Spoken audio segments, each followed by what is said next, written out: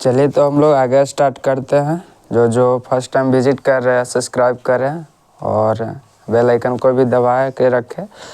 हम लोग पीछे बात कर लिए थे 2 मिनट 5 मिनट देखिएगा, पूरा का पूरा बात समझेगा, एक भी रट्टे की ज़रूरत नहीं है, ध्यान से देखिएगा। आपको पढ़ा रहे हैं, पोस्टर पर देख के समझ में आ गया होगा कि क्या चीज़ पढ़ाई हो रहा। आपको पढ़ाया जा रहा 9th क्लास के फिजिक्स का फर्स्ट चैप्टर विज्ञान और मापन। सारा चीज़ एक एक बात पूरा जानेंगे, कैसे कैसे क्या होता है क्या नहीं होता। आपको रटना है कौन चीज़, कौन नहीं रटना है, कौन 10th क्लास के परीक्षा में आएगा, कौन 12th में पढ़ना, कौन 11th में पढ़ना, सारा बात देखेंगे। बस खाली ध्यान से बने रहिए और पूरा का पूरा दिमाग में भेजने का काम मेरा। ध्यान से देखिए, बोल रहे हैं मात्रकों के अंतर्राष्ट्रीय पद्धति। पद्धति के बारे में हम लोग बहुत सारा देख लिए थे कि पद्धति होता क्या है, पद्धति में कैसन कैसन बात होती है। सब 2-3 गो फेमस पद्धति देखे थे, जैसे एमकेस देखे थे, है ना। आपको सब बात फुट पाउंड सेकंड देखे थे, तो ये सब के चर्चे कर लिए थे। जो नहीं देखे जाइएगा प्लेलिस्ट में 9th क्लास का फिजिक्स लिखल रहेगा, उस पर जाइएगा। चैप्टर 1 से सीरीज बाई सीरीज डाला रहेगा, पूरा का पूरा दिमाग में जाएगा सीधे। ध्यान से देखिए, अब हम लोग स्टार्ट करते हैं। मात्रकों के अंतर्राष्ट्रीय पद्धति। अंतर्राष्ट्रीय पद्धति कहने का मतलब इंटरनेशनल सिस्टम। जैसे उसमें था कि कुछ कुछ देश उस सब पर लागू होता था, लेकिन एक 14वीं सदी में बैठा के सब लोगों को चर्चा किया गया। आपको रटने की ज़रूरत नहीं है 14वीं सदी की 11वीं सदी। सबसे पहले 11वीं सदी में चर्चा विचार किया गया, फिर 14वीं सदी में इसमें आधारी राशि में एक वाव जोड़ा गया मोल के बारे में, पदार्थ के परिमाण। पहले शिक्षित था, लेकिन आधारी राशि आपको से पूछेगा कि क्या गो होता है, तो क्या गो बोलिएगा, 7 गो होता है। ध्यान में रख ले रहिएगा, ये सारा का सारा चीज़ आपको 11th में काम देगा। ध्यान से देखिए, हम आपको से क्या बोल रहे हैं कि 11वीं सदी में बैठ के चर्चा विचार किया गया कि माप तौल के लिए कुछ ऐसा साधन बनावल जाए कि अपना देश से सामान ले जाए तो सेम वजन में वहाँ भी तौला जाए। यहाँ अगर केजी में सामान लेके जाए तो वहाँ भी केजी में ले, या तो यहाँ ग्राम में तौल के ले जाए, पसेरी में तौल के ले जाए, तो वहाँ भी तौले वाला सामान वही में तौले। व्यापार करने में बहुत दिक्कत होता था, यहाँ कुछ और में जोख रहा है, वहाँ कुछ और में जोखता था। बात समझ में आ रहा। तो इसके वजह से क्या हुआ कि अंतर्राष्ट्रीय सिस्टम बनाया गया, जेकरा वजह से विश्व में जितना देश है सबके सब वही मान के चलता है। जेकरा में से आपका 7 मेन रूप से ये है कि सबन के पूरा देश मानता है, पूरा विश्व भर में। लंबाई, द्रव्यमान, लंबाई के SI मात्रा की लिखा हुआ मीटर, इसका संकेत लिखा हुआ है m, द्रव्यमान को किलोग्राम, केजी, समय को सेकंड, विद्युत धारा को एम्पियर, ताप को केल्विन, ज्योति तीव्रता को कैंडेला, पदार्थ की मात्रा परिमाण या मात्रा कहिएगा तो उसको मोल। अब ध्यान से देखिए, अंतर्राष्ट्रीय पद्धति क्या है। पूरे विश्व में एक ऐसा पद्धति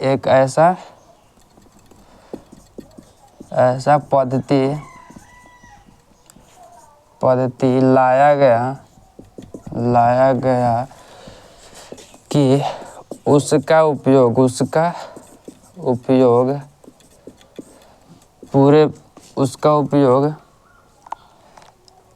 पूरे विश्व में होता है, पूरे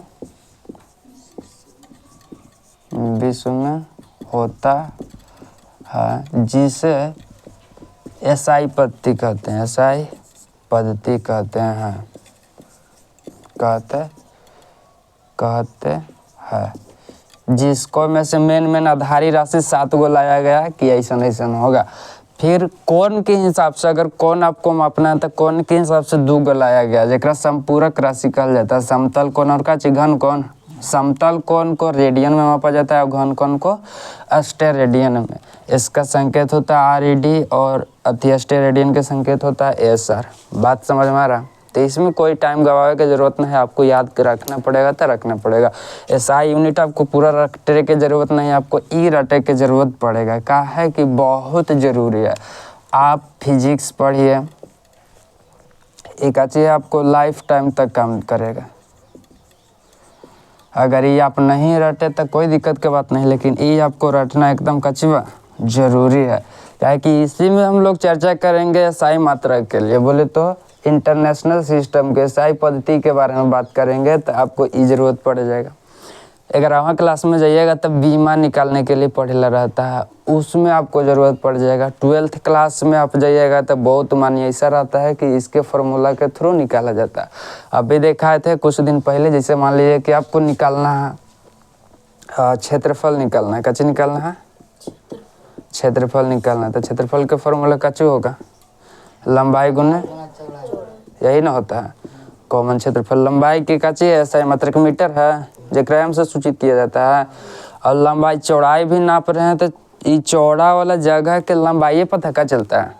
अगर लंबाई नाप रहे हैं तो लंबाई यहाँ से वहाँ नपेबे करेगा फीता से, और चौड़ाइयों नापना है तो फीते से नापेंगे यहाँ से यहाँ तक, तो वो चौड़ा जगह के लंबाई बताएगा कि कितना है।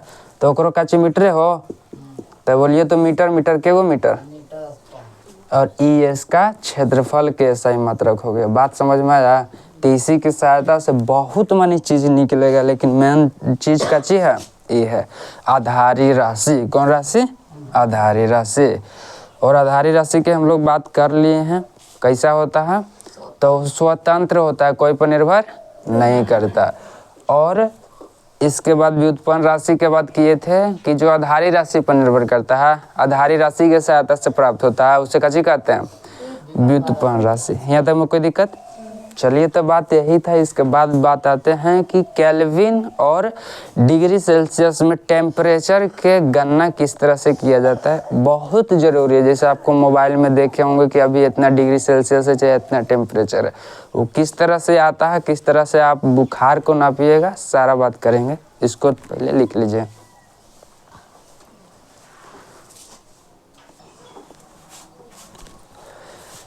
चलिए तो हम लोग आगे देखते हैं, थोड़ा सा आगे बढ़ते हैं। ये आपको याद ही रखे पड़ेगा कि समय के इतना होता है मात्रक, इसका इतना होता है। चलिए तो ध्यान से देखिए, आपको कुछ नहीं करे की ज़रूरत है, खाली ध्यान देले रहिए, रटे की भी ज़रूरत नहीं पड़ेगा। अब देखिए थोड़ा सा दाब के बारे में चर्चा कर लेते हैं। किसके बारे में? दाब के बारे में, कि दाब होता क्या, दाब क्या होता है। तो दाब आपको से बोल दे तो प्रति एकांक क्षेत्रफल पर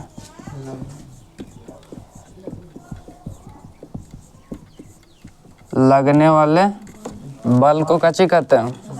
पहले ही से आप लोग जान रहे होंगे दाब के बारे में, है ना, दाब कहते हैं।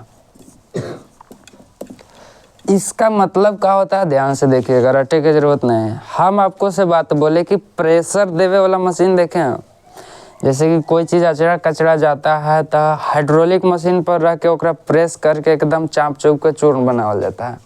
तो मान लीजिए कि जैसे जेसीबी देखें, जेसीबी प्रेशर नीचे देता है, ऊपर उठता है, आगे पीछे निकलता है, मटिया कोड़े वाला है, तो ऐसे प्रेशर दे के ऊपर उठता है, तो वो प्रेशर ही देता है, दाब ही देता है। तो ये जेसीबी में आपका प्रेशर देवे वाला है, कच्ची देवे वाला प्रेशर, जो लोहा निकलता है बाहर प्रेशर के सहायता से निकलता है।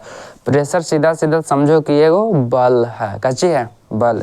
लेकिन वो कैसन बल है जो थोड़ा सा इकाई क्षेत्रफल पर लगाता है। ये पूरा एरिया है इतना बड़ा, लेकिन थोड़ा सा एकदम फिक्स एरिया में लगाएगा, थोड़ा सा एरिया में लगाएगा, तब समझेंगे कि वो कच्ची है, उसका दाब है। जैसे बल अभी बोले, जैसे आप लगा रहे केवाड़ी को लगल है, आप ठेल रहे हैं, काजी कर रहे हैं, ठेल रहे हैं, केवाड़ी को धक्का दे रहे हैं तो ओकरा पर बल लग रहा है। लेकिन केवाड़ी को धक्का दे रहे हैं, बढ़िया बात है, लेकिन हाथ आप जहाँ रखे हैं, पूरा केवाड़ी भर में हाथ है वो फिक्स पॉइंट पर रखे हैं, तो वो फिक्स पॉइंट पर प्रेशर लग रहा है, इधर से दाब लग रहा है। तो अगर फिक्स क्षेत्रफल पर इकाई क्षेत्रफल पर, एकांक क्षेत्रफल पर अगर काची लगेगा, बल लगेगा, काची लगेगा बल, तो उसी को काची कहते हैं, दाब कहते हैं। बात समझ में आ रहा है? तो दाब कोई चीज़ नहीं है, खाली काची है, बल ही है, बल के दूसरा रूप है काची, दाब है।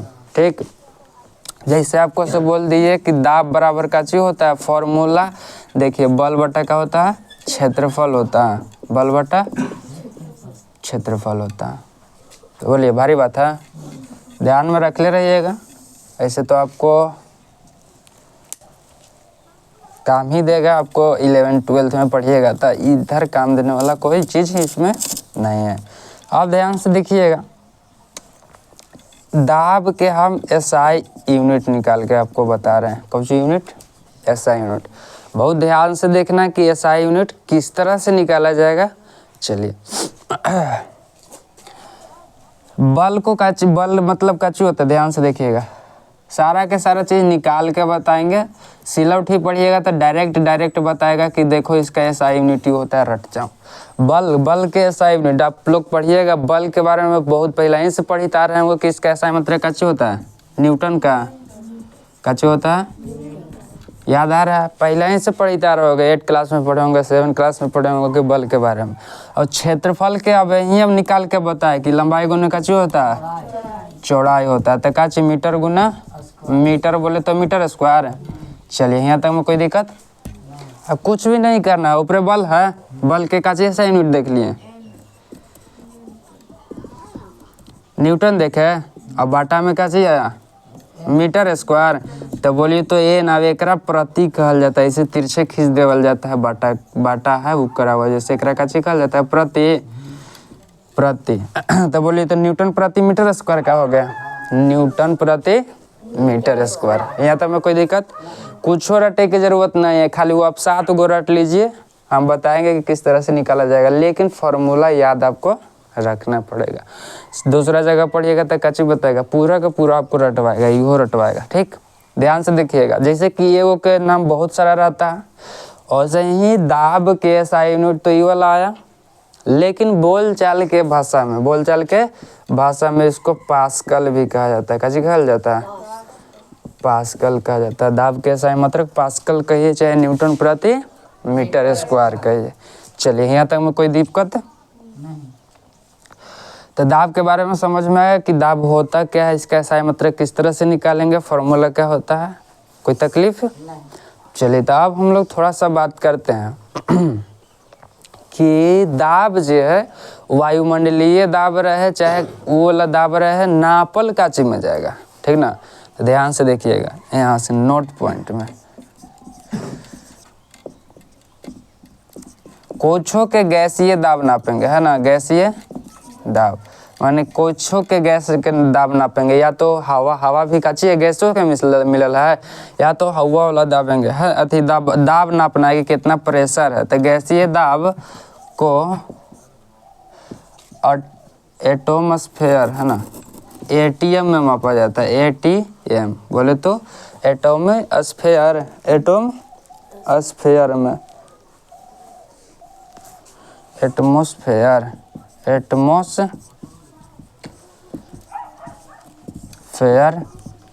में मापा जाता है। काची किया जाता है? मापा जाता है। चलिए यहाँ तक में कोई दिक्कत? कोई भी गैसीय दाब रहेगा तो ओकरा काची में मापा जाता है, एटमॉस्फेयर में, जेकरा इंग्लिश में एटीएम लिखल जाता है। काची लिखल जाता है? एटीएम। यहाँ तक में कोई दिक्कत है? बात समझ में आ रहा? चलिए और ध्यान से देख लीजिएगा, एक एटीएम बोले तो एटमॉस्फेयर बराबर 0.01 गुने 10 के पावर 5 पास्कल होता है। काची होता है? पास्कल बोले तो पीए। चलिए यहाँ तक में कोई दिक्कत? कहने का मतलब है अभी बताएं कि दाबों के एसआई मात्रा काची होता है। एक नहीं, दोनों के बीच समझिएगा बहुत बढ़िया से, ठीक ना, कि होता क्या। अभी हम बताएं कि दाब के एसआई मात्रक पास्कल होता है। काची होता है? पास्कल। अब गैसीय दाब, गैस के भी दाबे ना मापल जा रहा है जी, और उसको भी कह रहा है कि गैसीय दाब को एटीएम बोले तो एटमॉस्फेयर में मापा जाता है। अब यहाँ बता रहा है दोनों के रिलेशन की, एटमॉस्फेयर बराबर 1.01 गुने 10 के पावर 5 पास्कल होता है। 10 के पावर 5 का जी होता है? पास्कल होता है। इसका मतलब क्या है नहीं समझ में आ रहा होगा। जैसे हम आपको से बात बोल रहे हैं कि एक पसेरी बराबर काची कर सकते हैं, 5 kg, यही ना। तो इहो आपको द्रव्यमान मापेगा, काची मापेगा, इहो आपको काची मापेगा, दोनों काची मापेगा, द्रव्यमान ना। सेम इहो है कि इहो आपको दाबे मापेगा पास्कल, अब ये एटमॉस्फेयर जो है दाबे मापेगा, बात समझ में रहा है। लेकिन ये बड़ा यूनिट है, जैसे कि ये बड़ा यूनिट है, एक पसेरी में 5 किलो हो रहा है, और सी बड़ा यूनिट है, एक एटीएम दाब में इतना पास्कल होता है। बात समझ में आया? जैसे ये एक पसेरी में 5 किलो होगा जी, कच्चे होगा 5 किलो, एक क्विंटल में 100 किलो होता है। इसी तरह से ये काची हो रहा है कि एक एटीएम में कितना, इतना पास्कल हो जाएगा, इतना दाब रहेगा, तो कह देंगे कि एक एटीएम दाब। बात समझ में आ रहा? चलिए, तो ये बड़ा मात्रक हो गया, गैस के दाब नापने के लिए भी छोटा मात्रक है गैस के हिसाब से। इसे तो सब्बे के दाब मापेगा था पास्कल में ही रखेंगे। बात समझ में आ गया? चलिए, तो इसके बाद हम लोग बात करते हैं टेम्परेचर के, है ना। इसी में बात कर लेते ओकरे में कोई खास बात नहीं है, ध्यान से देखिएगा। ताप की बात कर लेते हैं, ताप और ऊष्मा की बात कर लेते हैं, ध्यान से देखिएगा। तो इसको है ना, या तो केल्विन में मापते हैं, काची में मापते हैं, हाँ इसको काची में मापते हैं, केल्विन जी, केल्विन में मापा जाता है, यहाँ तक में कोई दिक्कत? इसको केल्विन में मापते हैं, जेकरा के से दिखावल जाता है। अब ये 7वां में देख ले होंगे, है ना, कि ताप कैसा है, मतलब कच्चे होता है केल्विन, तो ताप है तो केल्विन में मापा जाएगा। ध्यान से देखिएगा। दूसरा चीज, ऊर्जा या ऊष्मा, ऊर्जा या ऊष्मा, दोनों के एसआई यूनिट पूछेगा, काची पूछेगा, एसआई यूनिट। बोले तो एसआई मात्रा का तो जूल होता है, काची होता है, जूल होता है, जूल होता है। यहाँ तक में कोई दिक्कत? चलिए, तो ये होता क्या है, ध्यान से देखिएगा। हम बताएं काची, ताप, ताप के एसआई मात्रक काची होता है, केल्विन होता है। ताप के एसआई मात्रक केल्विन होता है। लेकिन ऊर्जा ऊष्मा के एसआई मात्रक जो होता है वो काची होता है, जूल होता है। तो ये सब एसआई मात्रक पर ध्यान दे ले रहिएगा, जो विदाउट फॉर्मूला क्या आता है। ऊर्जा के एसआई मात्रक काची होता है, जूल होता है, जूल होता है। ये तो पहले ही से जान रहे होंगे कि ऊर्जा के एसआई मात्रक काची होता है, जूल होता है। लेकिन ऊष्मा जो है, ऊष्मा भी एक प्रकार के ऊर्जा ही है, काची है, ऊर्जा ही है। नहीं समझ में आया कि किस तरह से ऊर्जा है, तो ध्यान से देखिएगा। ऊर्जा कहने का मतलब कि ओकरा कुछ न कुछ मिलेगा, और खा पिएगा तो काची करेगा, हो इधर उधर अपना, जैसे जिसको कुछ खाए ला ना मिल रहा था, आराम से आलसी लेखा बैठा रहेगा। जिसको खा पी ले मिलेगा तो एनर्जी हो के इधर उधर वाइब्रेट करेगा का। तो देखोगे कि अगर आग जल रहा है कहीं, कैसे जल रहा है, आग जल रहा है, तो वहाँ के आसपास के हवा गर्म होगा, और गर्म होने के वजह से ऊपर के जो कण है सब के सब एनर्जिट हो जाएगा, एनर्जी मिल जाएगा, ऊष्मा वाला एनर्जी मिलेगा, जेकरा से देखिएगा कि इधर उधर भागे लगता है। बात समझ में आ रहा है? तो वही बात बता रहे हैं कि ऊष्मा भी एक प्रकार की काची है, ऊर्जा है। ऊष्मा मिल रहा है तो कण में एनर्जी इंक्रीज होता है, एनर्जी मिलता है। चलिए, तो दोनों के एसआई मात्रक जूल होता है। लेकिन ऊष्मा जो है, अभी जैसे बताएं कि द्रव्यमान को पसेरी भी मापिए चाहे काची में मापिए, केजी में, उसी तरह से ऊष्मा के वह मात्रक जो होता है ना, वो मात्रक कैलोरी भी होता है, काची होता है, कैलोरी भी होता है। बात समझ में आ रहा है? और एक कैलोरी बराबर 4.2 जूल होता है। 4.2 काची होता है, जूल होता है। बात समझ में आ रहा है?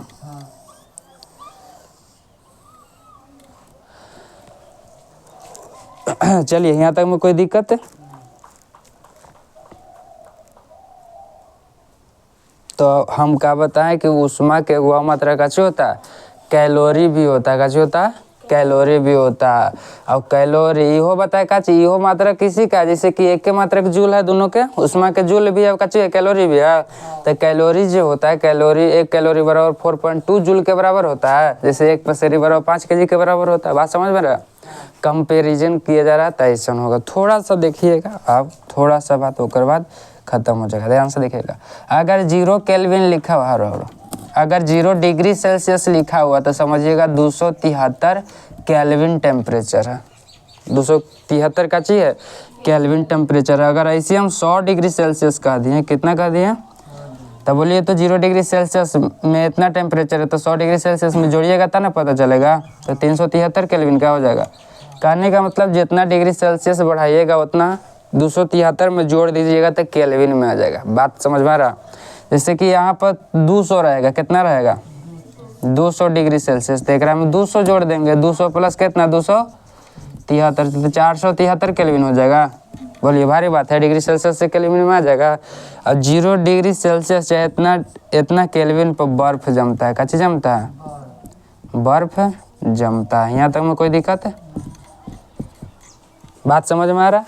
और 100 डिग्री सेल्सियस पर जल खौलता है। जल कैसे करता है? खौलता है। बोलिए भारी बात है। चलिए चैप्टर द एंड हो गया। चैप्टर आपका काची हो गया, पूरी खत्म हो गया। इतना कर लीजिएगा, चैप्टर में कुछ दम नहीं, पूरा क्वेश्चन बनाइएगा। चलिए तो इसको लिखिए, लिखने के बाद छुट्टी तुरंत होगा।